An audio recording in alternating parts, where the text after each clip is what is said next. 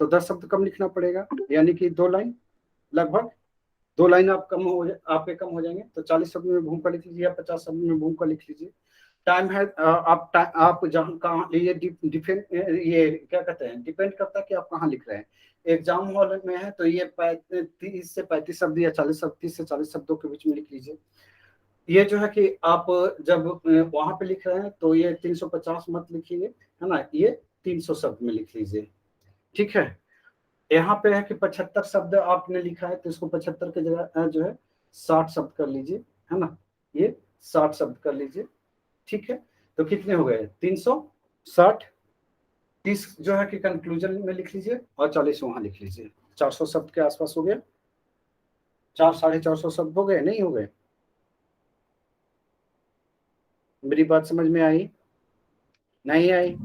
इतना छोटा छोटा कैसे पार्ट करेंगे सर कि 40 तो 75 तो ये देखिए, अब उसकी ये भी अच्छा है, पूछ लिया। एक बार इसको फिर से बता दीजिए, कैसे कैसे निष्कर्ष को कितना शब्द में लिखना है, उसके बाद इस भूमिका को कितना में, फिर आंसर कैसे लिखना है, बढ़िया से फिर से बता दीजिए। हे भगवान, अभी बढ़िया ही बताया था। वो हो जाएगा सर, धीरे धीरे लिखते लिखते लिखते लिखते लिखते खुद कमांड हो जाएगा सर। एक बार फिर से कर दे रहा हूँ, है ना। जनरली तौर पे जो ऐसा, देखिए अभी यहाँ पे हम 2 तरह से आपको तोड़ने के लिए बताया, है ना। एक जो है की पॉइंट के हिसाब से, है ना, एक जो है आपका की पॉइंट। की पॉइंट मतलब देखा आपने किस तरह से, जो हम आंसर चेक करते थे, है ना, या जनरली मैं चेक करता हूँ तो दो तरह से देखता हूँ बच्चे ने क्या लिखा है। चूंकि मैं ये चाहता हूँ कि बच्चे का आंसर काटू ना, है ना, बच्चे ने क्या लिखा है। तो बच्चे जो है कि या तो की पॉइंट के हिसाब से लिखेंगे या तो क्वेश्चन को तोड़ करके, है ना, क्वेश्चन को डिवाइड करके। तो क्वेश्चन को वो डिवाइड करते हैं, तो डिवाइड करते हैं तो कितने पार्ट में करेंगे। जनरली क्वेश्चन जो है आपके 2 पार्ट में पूछे जाते हैं, कभी कभी ये होता है 3 पार्ट में होते हैं, है ना। जब 3 पार्ट में होते हैं तो आपको कैसे लिखना है, और 2 पार्ट में होते हैं कैसे लिखना है, ये पहले कर लेते हैं। ठीक है, तो क्वेश्चन को जब डिवाइड करना हो तो तब है कि आप किस पार्ट को ज्यादा इंपॉर्टेंस देंगे और किस पार्ट को कम इंपॉर्टेंस देंगे। देखिए जनरली तौर पे अगर 2 पार्ट में क्वेश्चन पूछे जा रहे हैं, है ना, तो पहला पार्ट जो है कितने 36 नंबर का होता है ना, 36 का होता है, 38 का होता है, 36 नंबर का होता है। हाँ, 38 का होता है ना सर?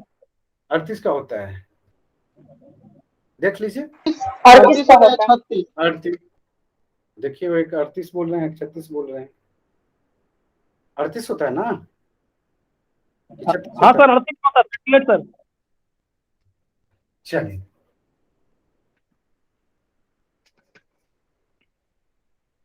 ये 2 पार्ट है आपको, है ना, 2 पार्ट है। तो पहला पार्ट जो है कितने मार्क्स के होंगे आपके, 25 मार्क्स के होंगे। दूसरा पार्ट जो है आपके कितने के होते हैं, ये 13 मार्क्स के होते हैं। आप लोग डिसाइड कीजिए कि पहला पार्ट को कितने शब्दों में लिखना है, दूसरे पार्ट को कितने शब्दों में लिखना है।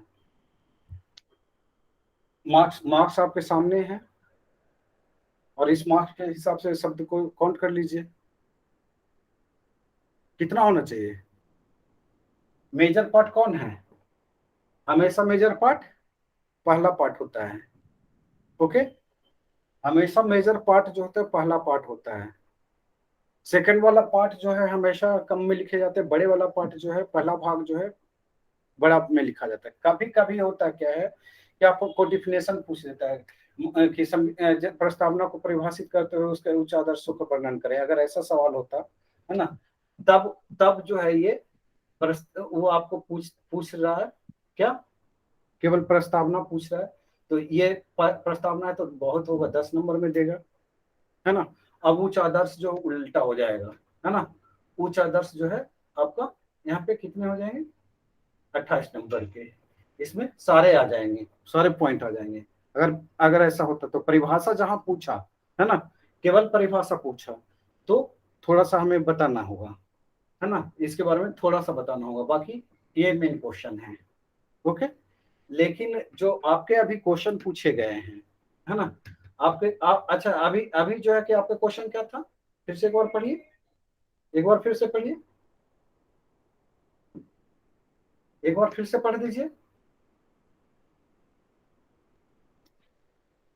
एक बार फिर से पढ़िए, कोई तो पढ़ो,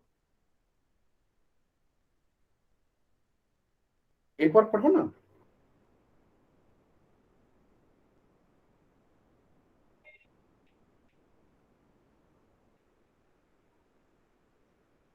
भारतीय संविधान अपनी प्रस्तावना में भारत को एक समाजवादी, धर्मनिरपेक्ष, लोकतांत्रिक गणराज्य घोषित करता है। इस घोषणा को भारतीय, क्रियान्वित करने के लिए हाँ, तो इसको इसको आपने दो पार्ट में बांटा, है ना, दो पार्ट में बांटा, एक क्रियान्वयन वाला पार्ट, है ना, एक क्रियान्वयन वाला पार्ट बांटा,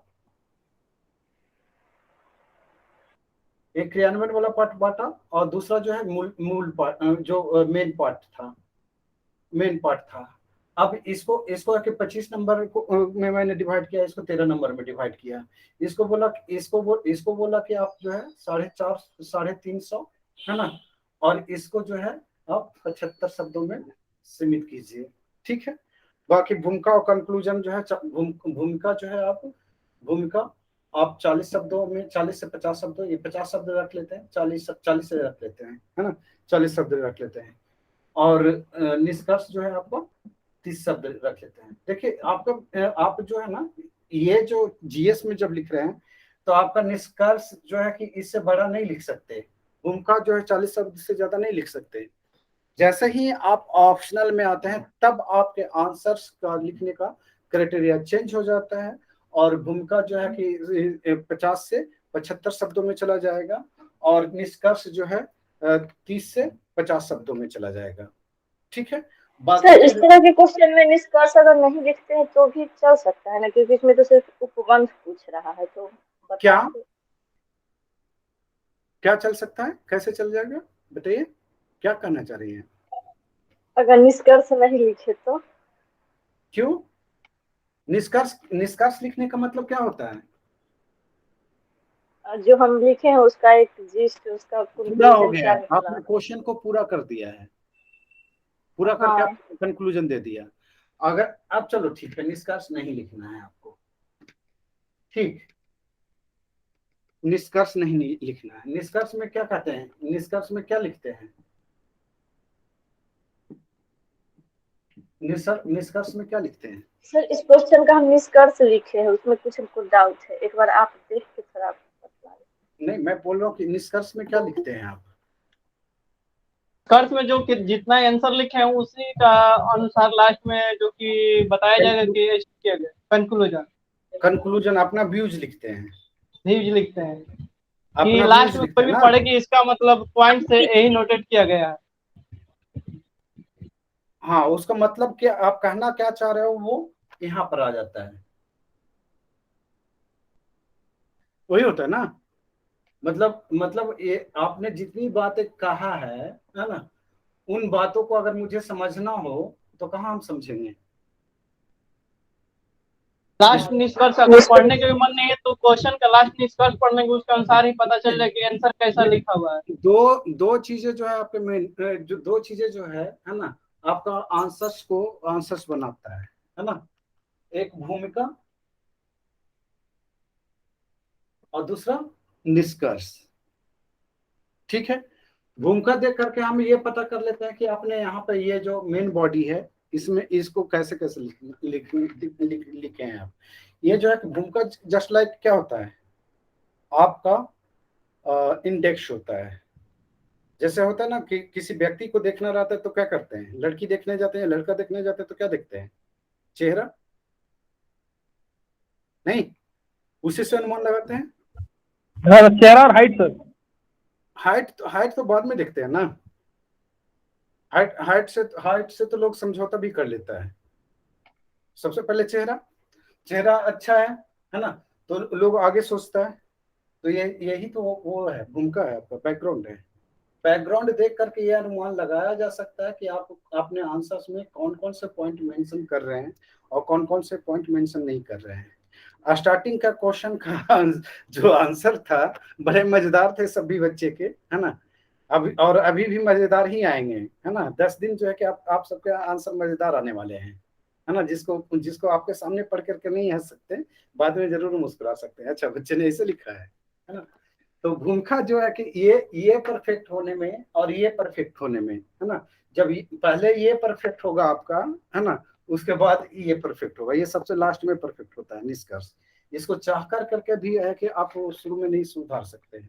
जब तक क्या है कि आप भूमिका नहीं लिखना सीख जाएंगे, भूमिका नहीं सीखेंगे, मेन बॉडी नहीं लिखना सीखेंगे, तब तक निष्कर्ष से आपको कोई उम्मीद नहीं किया जा सकता। सबसे पहले आप क्या बेहतर लिख सकते हैं, पता है क्या बेहतर लिखेंगे? मेन बॉडी, है ना। मेन बॉडी आपके हमेशा अच्छे होंगे, क्योंकि मेन बॉडी में कंटेंट को उठा करके सजा देना होता है ना। अगर शब्दों का चयन और तमाम चीजें सही करना शुरू कर दें, है ना, पर अगर पॉइंट को एक्सप्लेन करना शुरू कर दें, वो सीखे जाए, तो सबसे पहले यही सही होने की संभावना है, मेन बॉडी ही सही होगा। उसके बाद है कि आप भूमिका, उसके बाद निष्कर्ष पे आएंगे। तो अभी स्टेप बाय स्टेप आपको पढ़ने की जरूरत है, ज्यादा नहीं सोचना है। हमें ये करना है कि यूज टू भाषा, जो बोलचाल की भाषा है, उसको ज्यादा इस्तेमाल ना करें। किताब जो ये क्या कहते हैं, इसका कॉन्सेप्ट है, पेपरों का कॉन्सेप्ट है, जो आप लोग को आंसर्स में दिखता है। मैं हंसता हूँ थोड़ा सा, आप लोग के सामने नहीं हंसता हूँ, क्योंकि आप लोग के सामने हंसेंगे तो आप लोग है कि ये लिखना बंद कर दोगे, है ना। तो वहां पे जैसे किया गया, ऐसा हुआ, है ना, तो ऐसा लग रहा है कि आप न्यूज पढ़ रहे हो, है ना। एक शब्द दूसरे शब्द से जुड़ा होना चाहिए, एक लाइन दूसरे लाइन से जुड़ी होनी चाहिए। मेरी बात समझ में आ रही है? तो ये चीजें है कि जब तक आप नहीं कर पाते हैं, है ना, तब तक के है कि आपको समस्या होगी, है ना। बात जैसे कि कैसे आप फैमिली में देखते हैं, तो फैमिली में क्या होता है, जुड़ाव दिखता है नहीं जुड़ाव दिखता है एक दूसरे से? सब भाई बहन में जुड़ाव दिखता है नहीं दिखता है? सोच लगभग एक जैसी होती है कि अलग अलग सोच होती है? बिल्कुल ही अल्टर हो जाता है, कुछ ही अलग होता है ना लोगों के बीच में। तो हर लाइन जो है कि अपनी बात जहां पर एक लाइन खत्म करता है, वहीं से दूसरी लाइन दूसरी बातों को शुरू करता है। यह भी तो उसी तरह से है ना। तो ये चीजें हमें करने की जरूरत है और बेहतर होगी। ठीक है, अब हम लोग कहाँ थे, पीटी पढ़ने वाले थे। क्लियर है? आप लोग बताएं। हाँ सर, क्लियर है सर। जी सर। थोड़ा सा असर पड़ेगा, अभी जो बताया ना उसका आंसर राइटिंग पे असर पड़ेगा, है ना। और एनसीईआरटी को थोड़ा सा फोकस कीजिए। एनसीईआरटी अगर दिखता है ना, तो एनसीईआरटी को थोड़ा सा फोकस कीजिए, उसका लैंग्वेज थोड़ा सा पकड़ने की कोशिश कीजिए, है ना। तो बहुत ही अच्छा हो जाएगा, बहुत अच्छा होगा आंसर राइटिंग। ठीक है, तो इसी पे काम करना है।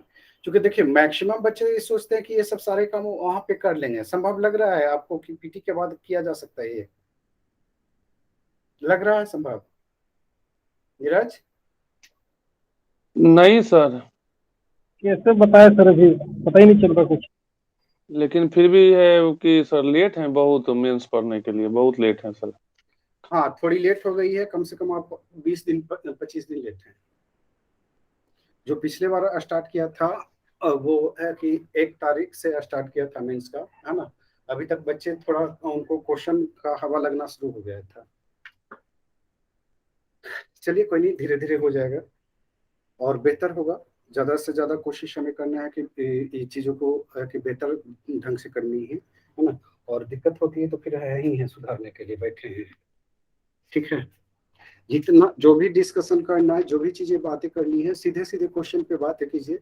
अगर चीजें नहीं समझ में आती है तो डरने की जरूरत नहीं है। हम लोग अगर डांटते भी हैं तो दुश्मनी नहीं निकालते हैं, हम लोग डांटते हैं सुधार के लिए केवल, है ना। ऐसे नॉर्मली बात करते हैं तो बहुत अच्छे से बात करता हूँ ना, नहीं करता हूँ? क्योंकि सीधी सी बात है कि हमारे लिए क्या है, हमारे लिए आप हमारे बच्चे हैं। मदर फादर आपके नहीं है, लेकिन उनसे बढ़ के हैं, है ना। उनको जहां तक आपको लाना था वो ला करके खड़ा कर दिए हैं। अब यहाँ से जहां ले जाना है ना, वो हमारा काम है। तो सीधी सी बात है कि हम आपके लिए हैं और परेशान नहीं होना है, हर चीज़ें बेहतर होगी। और कोशिश यही करना है कि जितना आपको बताया जाता है उस चीज़ को है कि हमें एडॉप्ट करनी है ना, और बहुत तेज़ी से एडॉप्ट करनी है ना। फिर भी अगर एडॉप्शन नहीं होता बहुत तेज़ी से, तो इसका मतलब ये नहीं कि हम आपको छोड़ करके भाग रहे हैं, है ना।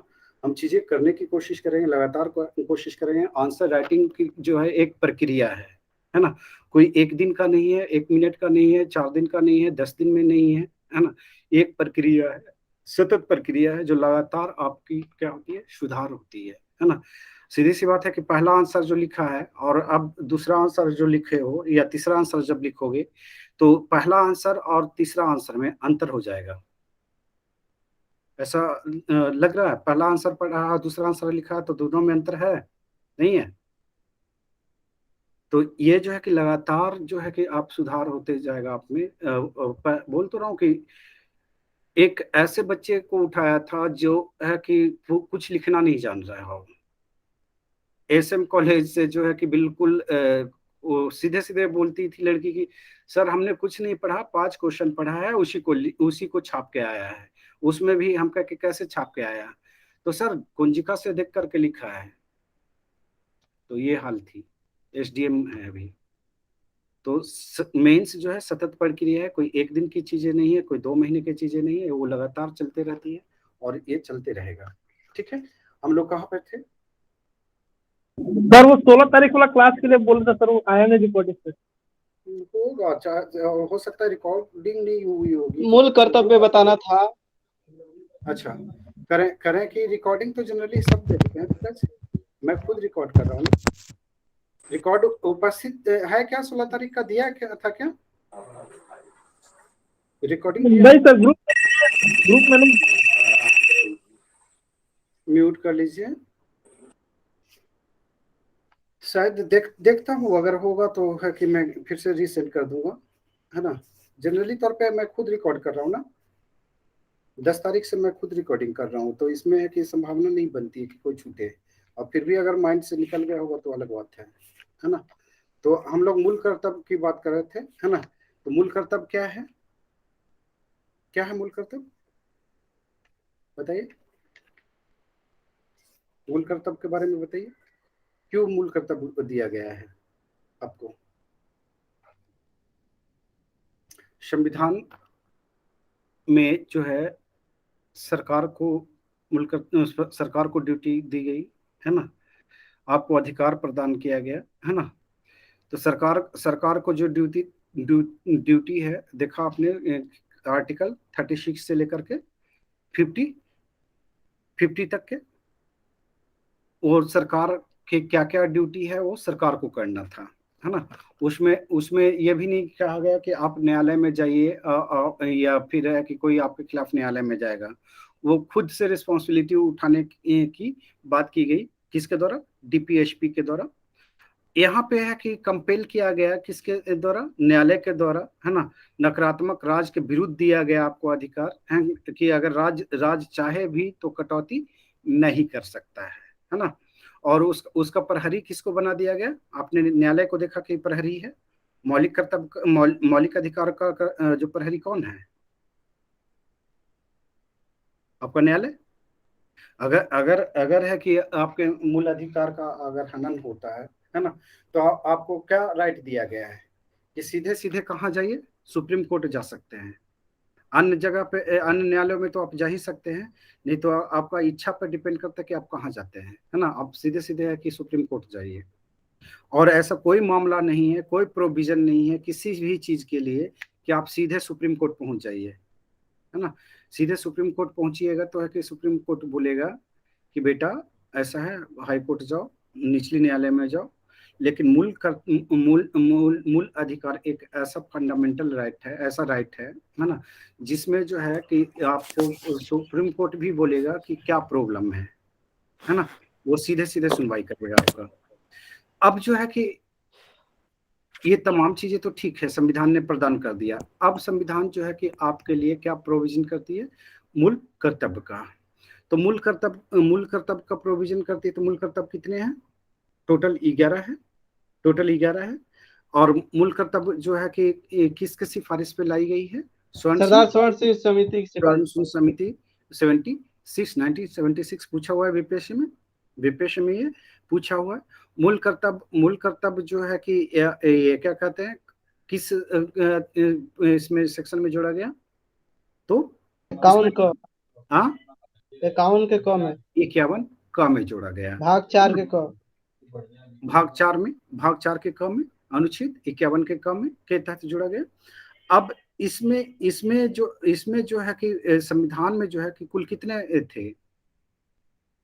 थे, ये स्वर्ण सिंह समिति जो है स्टार्टिंग में कुल कितने मूल कर्तव्यों की बात किया था? 8 का ना, 10 का सर, 8 का सुझाव दिया था ना कि 10 का सुझाव दिया था? 10 लागू हुआ था, उसके बाद 86वां संविधान संशोधन 2002 में 11वां जोड़ा गया। 8 का सुझाव दिया था, 8 का सर, 8 का सुझाव दिया था, है ना, 10 जोड़ा गया था, फिर उसके बाद 2 और लागू किए गए, एक और लागू किए। अब बताइए यहाँ पे कि मूल कर्तव्य क्या है, क्या कहता है मूल कर्तव्य? नागरिकों के वैसे कर्तव्य सर जो उसके राष्ट्र के प्रति होता है सर। राष्ट्र के प्रति होता है ना। सीधी सी बात है कि राष्ट्र का ड्यूटी है कि वो आपको सब कुछ दे, है ना। आपको फंडामेंटल राइट दे दिया, आपको डीपीएसपी दे दिया, आपको संविधान दे दिया, आपको कि यहाँ रहने का अधिकार दे दिया, लेकिन अब आप यहाँ पे रह रहे हैं देश में, तो आपकी भी तो एक ड्यूटी बनती है ना। आपकी भी ड्यूटी बनती है कि आप राष्ट्र के प्रति समर्पित रहें, राष्ट्र के प्रति आपका लगाव दिखे, है ना। तो उसके लिए आपको देखिए पहला ही जो पहला मूल कर्तव्य है वो क्या कहता है संविधान का पालन करें, है ना। सबसे पहली बात, संविधान का पालन करें। अगर नहीं पालन करेंगे तो देशद्रोही घोषित हो जाएंगे, है ना। और ये हमारा ड्यूटी है, ये हमारा ही नहीं विश्व के हर नागरिकों को ड्यूटी है कि वो अपने देश से प्यार करे, अपने देश की संविधान को क्या करे, एडॉप्ट करें, उसको पालन करें, है ना। अगर नहीं पालन करते हैं तो फिर है कि आप देश में रहने के हकदार हैं या नहीं है, नहीं है ना। क्यों हकदार हैं? सीधी सी बात है कि आप देश को मानते ही नहीं है। संविधान को ना मानना मतलब देश को नहीं मानना, यही तो हुआ ना। संविधान क्या है? हमारा जो है कि एक खुद को, है ना, मतलब नागरिकों को ये क्या कहते हैं, डिसिप्लिन में रखने की एक होली बुक है ना, एक पवित्र ग्रंथ है, कानून का एक पवित्र ग्रंथ है, होली बुक है ना। अब यहाँ पे आप देखते हैं क्या कि संविधान का पालन करें, उसके आदर्श कहाँ दिखा आपको, कहाँ दिखा? प्रस्तावना में सर, प्रस्तावना में दिखा, तो वो हमारा आदर्श है। बंधुत्व बढ़ाना हमारा आदर्श है, ऊंच नीच का भेदभाव को तोड़ना हमारा आदर्श है ना। गरिमामय जीवन जीना और दूसरे को जीने देना, ये हमारा आदर्श है। अब ऐसा तो है नहीं कि गाली गलौज कर करके निकल लीजिए, वो हमारा संविधान तो कहता नहीं है, कहता है? नहीं कहता है। इसमें जो है कि संस्थाओं और राष्ट्रध्वज और राष्ट्रगान का आदर करें। हम लोग देखते हैं जनरली तौर पे है कि हम लोग जैसे ही तिरंगा फहराते देखते हैं सैल्यूट करते हैं, हम लोग खुश होते हैं, हम लोग को गर्व फील होता नहीं होता है तिरंगा फहराते हुए देख करके, है ना। हम राष्ट्रगान अगर चल रहे होते हैं, हम खड़े हो जाते हैं, या फिर हम लोग सुनना पसंद करते हैं ना, ऑटोमेटिक हो जाता है ना। ये सब सारी बातें जो है ऑटोमेटिक हो जाता है। एक मिनट, हेलो, जी हाँ बताएं।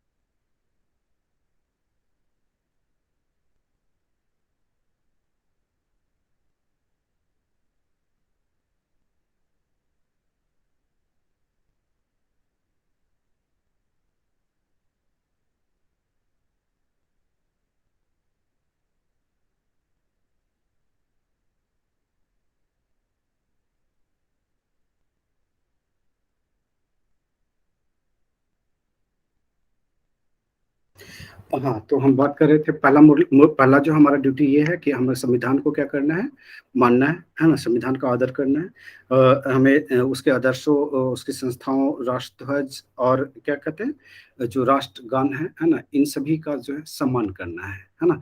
दूसरा दूसरा जो है कि आपका क्या कहता है, दूसरा जो है कि जो हमारे स्वतंत्रता आंदोलन है ना, जो उसके उच्च आदर्श हैं, जो उसके मूल्य हैं, है ना, उसको उसको उसको हमें भूलना नहीं है। हमें जो हमने कुर्बानियां दी है ना, उन कुर्बानियों को याद रखना है। जो हमारे नेताओं ने जो है कि सब कुछ अपना छोड़ कर करके, त्याग कर करके है कि अंग्रेजों से संघर्ष किया है। किसके लिए? आजादी के लिए। किसके लिए? भारत के लिए। किसके लिए? भारत के भविष्य के लिए। किसके लिए? अपने अपने आने वाली संतति के लिए। हम उन्हीं के संतति तो हैं। किनके हैं? उन्हीं के संतति है ना।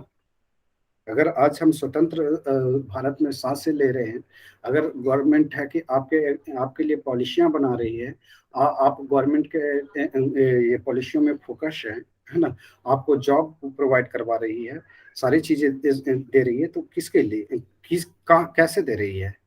आप भी जानते हैं कि ये स्वतंत्रता संघर्ष जो थी बहुत ही बड़ी लड़ाई थी, है ना।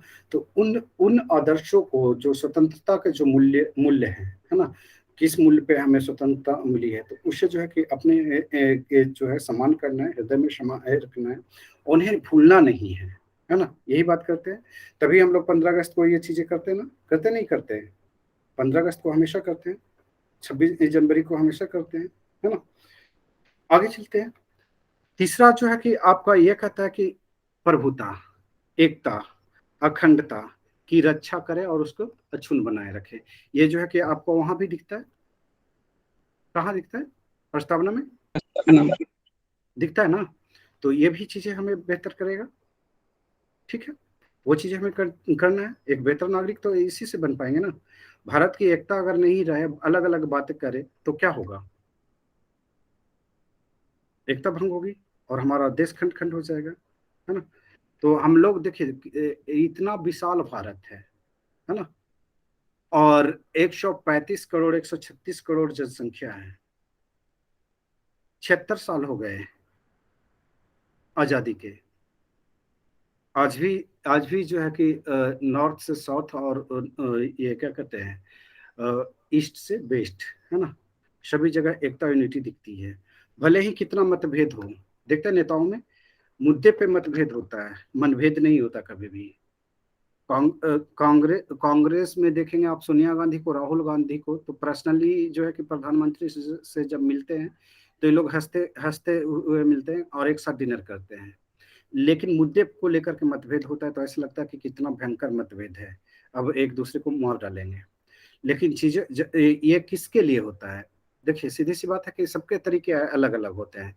पार्टियां जो है कि अलग अलग विचारधाराओं पे बनी होती है ना। लेकिन वो अंततः जो है कि क्या कर रहे हैं, देश की एकता की ही तो बात करते हैं। देश की एकता, अखंडता की बात करते हैं। कि इससे इतर किसी भी पार्टी को बात करते हुए देखा है आपने? केवल सिवाय एक को छोड़ करके, है ना, जम्मू कश्मीर की जो पार्टियां हैं अलगाववादी, उसे छोड़ करके, है ना। बाकी सब नॉर्मली बात करते हैं, है ना। सभी देश को प्यार करते हैं, हम भी प्यार करते हैं, आप भी करते हैं। आपके तरीके अलग होंगे, हमारे तरीके अलग होंगे। हमारे लिए मुद्दा कुछ और महत्वपूर्ण होंगे, आपके लिए मुद्दे कुछ और महत्वपूर्ण होंगे। पॉलिटिकल पार्टियां भी कुछ ऐसे ही है। वो कांग्रेस के मुद्दे अलग होते हैं, बीजेपी के मुद्दे अलग होते हैं। कांग्रेस का मुद्दा है कि सबको रोजगार दो, है ना। और ये बीजेपी कहती है कि हमारा काम रोजगार करना नहीं है ना। मेरी बात समझ रहे ना? हमारा काम जो है शासन चलाना है। तो सीधी सी बात है कि सभी के मुद्दे अलग हो सकते हैं, है ना, लेकिन जो मत एकता होती है, मतलब सभी सभी मतों में एक होते हैं, वो क्या होती है? देश की एकता, राष्ट्र की अखंडता, है ना। यही चीजें। चौथा जो है कि आपका ये क्या कहता है, मूल कर्तव्य जो है आपका क्या कहता है? चौथा मूल कर्तव्य कहता है क्या? कि देश की रक्षा और आहवान किए जाने पर जो है कि राष्ट्र की सेवा करें, है ना। हमारे पास मिलिट्री का कोई चीजें नहीं है ना। लेकिन हमें क्या करना है ना, हमें करना है कि जब देश को जरूरत पड़े, है ना, तो हमें उसकी सेवा करने का मौका मिले तो हमें उससे पीछे नहीं हटना चाहिए। जनरली तौर पे हम ऐसा कभी मौका नहीं आया है, ना आएगा, है ना।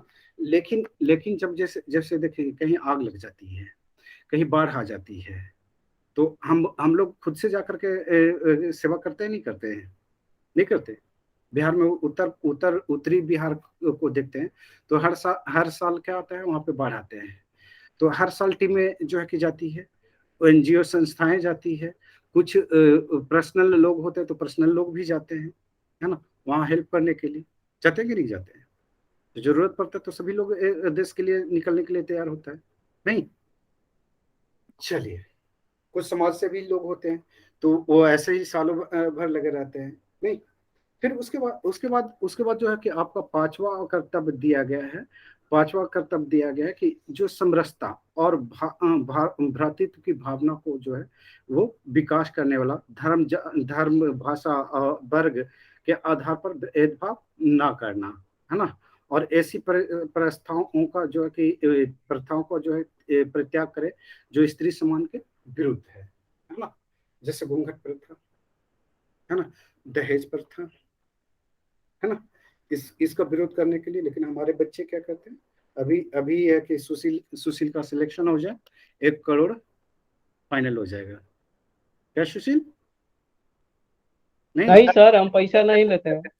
मैं कहाँ कोई देता हूँ आजकल। ये देखिए धीरज करें, कहाँ कोई देता है, तो ये स्त्री विरोधी है। नहीं सर, हम घर पे बोल देते हैं पैसा हमको कुछ नहीं चाहिए।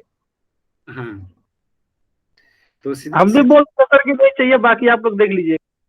हाँ, बाकी आप लोग देख लीजिए, देखिए हमें तो नहीं चाहिए, लेकिन बाकी आप लोग देख लीजिए। तो ये क्या था धीरज, है ना। तो सीधी सी बात है कि जितनी भी चीजें हैं, कुप्रथाएं हैं, उन कुप्रथाओं को त्याग दीजिए, महिलाओं को भी सम्मान कीजिए, है ना। दहेज प्रथा को त्याग दीजिए, दासी प्रथा को त्याग दीजिए, ये क्या कहते हैं, पर्दा प्रथा को त्याग दीजिए, है ना। राजस्थान में अभी भी पर्दा प्रथा चलती है, पता है ना आपको। हरियाणा में भी घूंघट डाल के लोग चलते हैं, पता है आपको। हाँ तो सर, ये सब बिहार सारी में भी चीजें कहीं जो है कहीं मिलता है बुराई। देखने। हाँ, इस नहीं, बिहार में अभी चलता है क्या? मैंने तो नहीं देखा, अपने साइड नहीं देखा। वो कुछ कुछ बहुत कम चलता है। घर में जब नई नई बहुएं होती है तो थोड़ा थोड़ा 2 4 10 दिन जो है घूंघट डालती है, उसमें भी वो सम्मान के लिए डालती है, या फिर हो सकता है कि बहू को वो डाला जाता होगा कुछ ऐसे, लेकिन मैं ऐसा नहीं देखा हूँ, है ना। तो यहाँ पे है कि समरसता, कोई हिंदू मुस्लिम नहीं है, भ्रातृत्व की भावना, कटुता नहीं रखनी है ना। कोई भी हिंदू मुस्लिम नहीं है, कोई सिख ईसाई नहीं है ना। लोग अभी ये है कि ऊंच नीच वाली भावना जो आ जाती है, हम पंडित जी हैं, हम ब्राह्मण हैं, हम क्षत्रिय हैं, है ना। तो ये वाली भावना नहीं रखना है। सीधी सी बात है कि आप क्षत्रिय है तो अपने जगह पे है ना, आप तो हैं इंसान ही। आपने अपने आप को क्षत्रिय मान के रखा, आप अपने आप को ब्राह्मण मान के रखा है, आप अपने आप को वैश्य मान के रखा है, तो अपने अपने घरों में रहिए ना।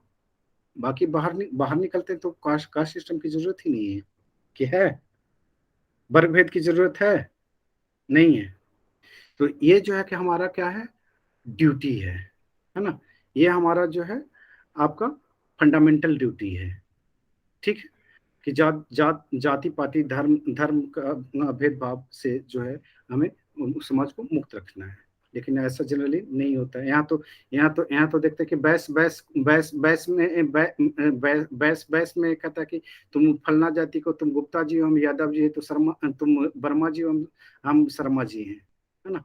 बैस में भी जातियों का कैटेगराइज किया गया है।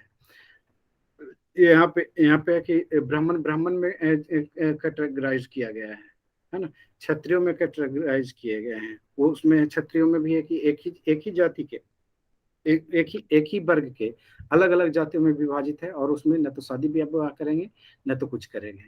तो सीधी सी बात है कि ये चीजें को जो है संविधान पहले ही नकार चुका है। फिर है कि इन चीजों पे आपकी ड्यूटी बनती है कि आप समरसता बनाए रखें, भाईचारा बनाए रखें, धर्म के आधार पर, वर्ग के आधार पर भेदभाव ना करें, महिलाओं को सम्मान करें, कुप्रथाओं महिलाओं से संबंधित जितने भी कुप्रथाएं हैं उसे तोड़ें, है ना। तो ये आपका फंडामेंटल ड्यूटी है। नेक्स्ट पॉइंट जो है कि आपका क्या कहता है, नेक्स्ट पॉइंट कहता है कि हमारी ये क्या कहते हैं सामाजिक जो संस्कृति है, कंपोजिट कल्चर है ना। वो कंपोजिट कल्चर है, इसको समझना होगा। क्योंकि अगर इतना भेदभाव चीजें अगर होता और है ना, तो सीधी सीधी बात है कि हम लोग हड़प्पा काल से चले आ रहे हैं, है ना। हड़प्पा काल से चले रहे हैं, उससे पहले भी स्टोन एज में भी थे। तो हम लोग स्टोन एज से पहुंच गए हैं 21 सेंचुरी में, ठीक है। तो यहाँ पे आप देख क्या रहे हैं, जो हमारी कल्चर्ड है ना, वो वहां से डेवलप होते आ रही है ना। तो उसे भी हमें क्या करना होगा, उसे भी हमें सम्मान करना होगा। अलग अलग संस्कृतियां हो सकती है ना। अब जैसे कि आप हड़प्पा के समय में देखते हैं, झुगर झांगर झोबलो लाई, ये तमाम संस्कृतियां थी। कैथा संस्कृति थी, एरन संस्कृति थी। पढ़ा है ऐसा ना, नहीं पढ़ा है। तो ये सब सारी संस्कृतियां थी, फिर भी है कि भारत भारत था। आज जो है कि गुजरात की अलग संस्कृति है, महाराष्ट्र की अलग संस्कृति, पंजाब की अलग संस्कृति है, बिहार की अलग संस्कृति, उत्तर प्रदेश की अलग संस्कृति है, नॉर्थ ईस्ट की अलग संस्कृति है, लेकिन देश एक है ना। और इस एकता को बढ़ावा देना है आपको। नेक्स्ट क्या है आपका, नेक्स्ट है कि प्राकृतिक पर्यावरण वन झील नदी की रक्षा करे और उसका संवर्धन के लिए कार्य करें। अभी है कि गवर्नमेंट जो है कि हमारी जो गवर्नमेंट, बिहार की गवर्नमेंट है, जल जीवन हरियाली मिशन को शुरुआत की है। इसी पे गवर्नमेंट भी आगे इस योजना को बढ़ाने का लक्ष्य रखा है। अभी आप देख रहे हैं कि ग्लोबल वार्मिंग से हम लोग जूझ रहे हैं। टेम्परेचर जो है कि लगातार बढ़ते जा रहा है और 2030 तक जो है कि 1.5 डिग्री टेम्परेचर जो है कि बढ़ने की संभावना है। तो सीधी सी बात है कि हम लोग क्या करेंगे, हम लोग जो है कि करें, पर्यावरण को संरक्षित रखें। क्योंकि पर्यावरण ही वो चीज है जिसके सहारे हम लोग जिंदा रह सकते हैं, है ना। पॉल्यूशन बढ़ती है, बहुत सारी बीमारियां होती है। कल रक्षाबंधन था, यहाँ पे देखे कि मोदी जी भी पेड़ को राखी बांधे हैं और नीतीश कुमार भी ये पेड़ को राखी बांधे हैं। बिहार की बहुत सारी महिलाएं जो है कि पेड़ों को राखी बांधी हैं। महाराष्ट्र की बहुत सारी महिलाएं जो पेड़ों को राखी बांधी है। आप शायद इस सब सारे न्यूज पे अपने ध्यान नहीं दिए होंगे। तो ये जो है कि हमारे पर्यावरण के प्रति लगाव, पर्यावरण के संरक्षण के प्रति लगाव को भी दिखाता है। और दूसरी चीज ये हमारी ड्यूटी है कि हम उसका संवर्धन करें, उसका बचाव करें, पेड़ों के अनावश्यक कटाई ना करें, जरूरत के अनुसार ही घर में फर्नीचर लेके आए, ना आकी है कि बहुत सारे फर्नीचर ला करके जमा कर दें। क्योंकि फर्नीचर किसका डेड बॉडी है, पेड़ का नहीं। पेड़ कटता है तभी तो आपके घर में फर्नीचर आते हैं, नहीं। जिस तरह से जनसंख्या बढ़ रही है, पेड़ों की कटाव जो है उसी हिसाब से लगातार ये हो रहा है ना। हम लोग जो यूनिवर्सिटी में एक इन्वायरमेंट पेपर पढ़ाते हैं। तो उस इन्वायरमेंट पेपर में यही सब सारी चीजें बताना है। सीधी सी बात है कि हम लोग करते क्या है कि हमारा विकास जो है कि किस पे आधारित है, पर्यावरण का कीमत पे जो है कि हमारा विकास आधारित है। हम लोग जहाँ पे पहले वन था वहाँ पे अब घर है आपका, वहाँ पे आप खेती कर रहे हैं, है ना। तो पर्यावरण आपने पेड़ काटते वक्त ये नहीं सोचा कि हम पेड़ काट रहे हैं तो हम श्वास से कैसे लेंगे। अभी एपिडेमिक के दौर में क्या देखा आपने, ऑक्सीजन के बिना लोग मर रहे थे ना। तो चलिए आगे चलते हैं। नेक्स्ट जो है कि आपका वैज्ञानिक दृष्टिकोण को अपनाना होगा, मानवतावाद को बढ़ावा देना होगा, ज्ञानार्जन के लिए जो है कि आपको भावना रखनी होगी, है ना। अब देखिए जो ट्रेडिशनल जो आपके विचार है ना, जो परंपरागत विचार है ना, तो उसे है कि आपको छोड़ना होगा। वैज्ञानिक तर्क पे आधारित जीवन को है कि बढ़ाना होगा। आप जो है मानवता ह्यूमनिटी के लिए काम करें, है ना। एक अगर भूखा है तो आपकी ड्यूटी बनती है कि उसे अगर आप 10 रोटी खा रहे हैं, 5 रोटी खा रहे हैं, तो 1 रोटी उसे भी दे दे, 2 रोटी उसे भी दे दे, ताकि वो भी जिंदा रहे। नहीं, कोई भूखा है तो 10 रुपए उसे दे दे ताकि वो खा सके। कोई बीमार है तो है कि जाकर का दवा दिलवा दीजिए। तो ये चीजें हमारे संविधान कहता है नहीं कहता है, कह रहा है ना। आगे चलते हैं, नेक्स्ट देख लेते हैं। तो इसमें है कि सार्वजनिक संपत्ति को सुरक्षित रखें। बिहार में एक चीज प्रचलित है, और खास करके पटना गया रेल मार्ग देखा आपने, वहां पे राजधानी को भी आप उतार दीजिए। 2 दिन बाद देखिएगा तो पंखा गायब हो जाएगा, ट्यूबलाइट गायब हो जाएंगे, वो जो गद्दी और दरी जो ओढ़ने वाला कंबल जो होता है ना, जो रात में दिए जाते हैं, वो तो पहली रात ही गायब हो जाएगी।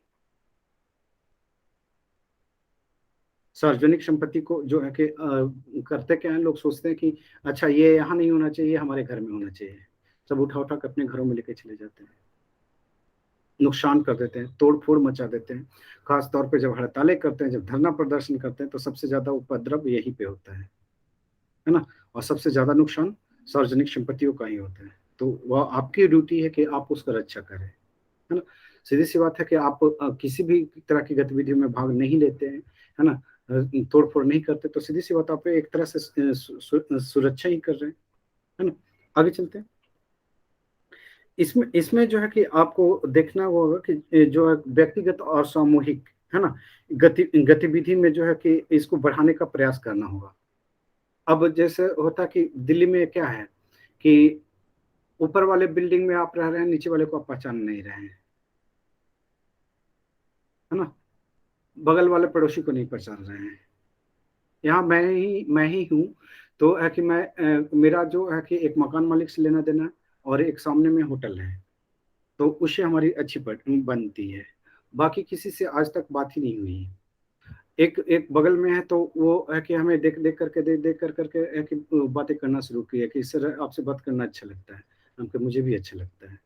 तो चीजें देखिए यहाँ पे है कि आपको क्या करना है, समाज सोसाइटी को भी में भी एकता स्थापित करना है ना, आपको सामूहिक गतिविधियों को अंजाम देना है। अब जैसे कि कभी शिक्षा के लिए टाइम मिलता होगा तो आप लोग भी पढ़ा लेते हैं, जैसे सुशील बोलते हैं कि सर हमें टाइम मिलता है तो पढ़ा लेते हैं, है ना। तो वो क्या कर रहे हैं, वो देश का निर्माण कर रहे हैं, कर रहे नहीं कर रहे हैं, अपना जो फंडामेंटल ड्यूटीज है ना, जो दिया गया वो इसको एक को पूरा कर रहे हैं कि नहीं कर रहे हैं। आगे चलते हैं। इसमें 6 से 14 वर्ष की आयु के बच्चों को जो आप देखते हैं, तो यहाँ पे है कि उनको शिक्षा के अवसर उपलब्ध कराने की बात की गई है ना। वो जो फादर हैं, जो प्रतिपालक हैं, है ना, वो जो है कि क्या करें कि उनको ये क्या करें, शिक्षा दें। बच्चे क्या होते हैं, देश का भविष्य होते हैं। देश और फंडामेंटल जो आपका ड्यूटी है उसमें इसकी बात की गई है। तो आप बच्चों को शिक्षा दें, ये आपकी ड्यूटी बनती है ना। आपने फंडामेंटल राइट में भी देखा शिक्षा, डीपीएसपी में भी शिक्षा देखा, और फंडामेंटल ड्यूटीज में भी शिक्षा देखा ना, कि नहीं देखा। आगे चलते हैं। तो ये जो है कि आपके टोटल 11 क्या है, ड्यूटीज है जिसको आपको करना चाहिए, और इसमें आपके सहभागिता होनी चाहिए कि नहीं चाहिए। तो ये चीजें आगे चलते हैं, देख लीजिए। नोट करवाऊं या फिर हो गया सब नोट?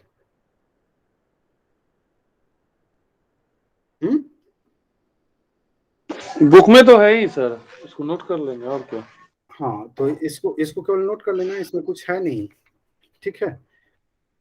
तो अब टाइम जो है, पीडीएफ बनाइए तो फट से।